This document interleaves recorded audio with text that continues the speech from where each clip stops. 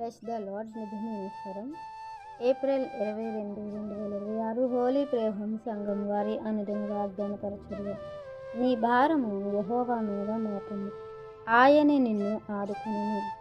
కీర్తనల గ్రంథము 55 అధ్యాయము 22వ వచనము. ప్రియమైన దేవుని వారలారా, దేవుడు మనకున్నటువంటి భారం ఏదైతే ఉందో అది ఆయన మీద వేయమంటున్నారు.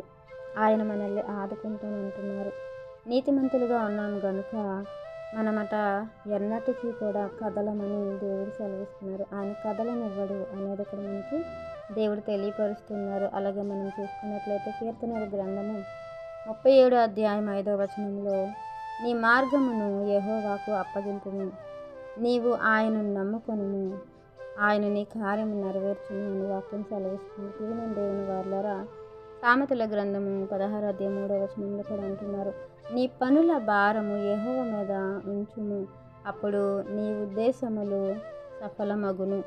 మనము అనేకమైన భారాలు బట్టి, అనేకమైన సమస్యలను బట్టి కృంగిపోయి దేవునికే దూరం అయిపోతూ ఉన్నామేమో. అందుకే దేవుడు అంటున్నారు, మీ భారము, మీ యొక్క పనులు, మీ యొక్క ఆలోచనలు నా మీద వేస్తే నేను వాటిని ఉద్ధరిస్తాను, వాటిని నెరవేరుస్తాను, మీకు అనుగ్రహిస్తాను అని దేవుడు కూడా సెలవిస్తున్నారు. ఎందుకంటే మనము ఈ బాధల వలన, ఈ యొక్క భారము వలన, ఈ చింతల వలన మనం ఎక్కడైతే బలహీనమైపోతామో, ఎప్పుడు మనం దేవునికి కాస్త దూరం అవుతామో, మనల్ని మ్రంగడానికి ఎదురు చూస్తున్నాడు ఒకడు, వాడికి మనం అవకాశం ఇవ్వకూడదని, మనం వాడికి దొరకకూడదని దేవుడు మనల్ నిమిత్తము చింతిస్తున్నారంట.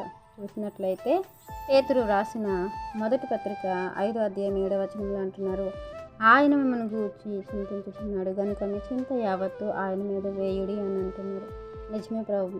ప్రియమైన దేవుని వారలారా, దేవుడు మన నిమిత్తం ఎంతో చింతిస్తుంది. ఎందుకంటే మనము ఈ చింత వలన, ఈ బాధ వలన ఎక్కడ అపవాదికి దొరికిపోతామో, ఎక్కడ మనం పడిపోతామో, ఎక్కడ దేవుని దృష్టి నుండి తొలగిపోతామో, ఎక్కడ దేవునికి దూరం అయిపోతామో అని ఆయన మన నిమిత్తం చింతిస్తున్నాడు. కనుక మనము మన చింత యావత్తు దేవుని మీద వేస్తే దేవుడు మనకి ఈ మాట తెలియపరుస్తున్నారు.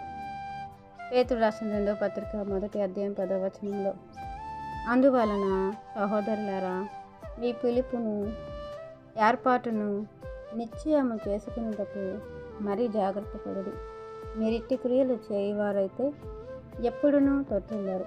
మనము తొట్టిల్లకుండా ఉండాలి అంటే దేవుడు పిలిచిన పిలుపుకు తగినట్లుగా, మనల్ని ఏర్పరిచిన విధానానికి తగినట్లుగా మనం బ్రతకటానికి జాగ్రత్త పడాలి, స్థిరంగా ఉండటానికి జాగ్రత్త పడాలి, దేవుని యొక్క సత్క్రియలు చేయటానికి మనము సిద్ధపడాలి.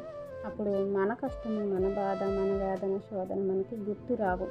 అవి దేవుడు చూసుకుంటారని ఈ వాక్యం ద్వారా దేవుడు ఈ యొక్క వాగ్దానం మనందరి జీవితంలో నెరవేర్చాలని కోరుకుంటున్న వారు దైవజనులు బ్రదర్ నెహెమ్యా గారు. God bless you. ఆమేన్.